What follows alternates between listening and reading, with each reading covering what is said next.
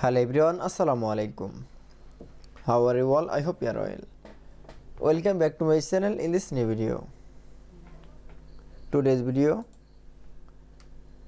how to make gradient text in Microsoft Publisher. So get started. At first, open your Publisher document. In this video, I will show make gradient text. Now select from a text. Now go into the home menu option, then click for a font setting option. Now click for a fill effect option. Now you can see, then show the interface. Now click for a gradient fill option. Now select from a gradient stop.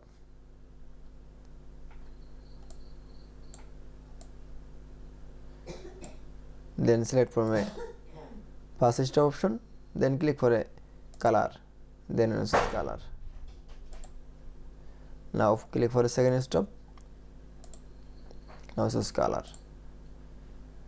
And third stop, color.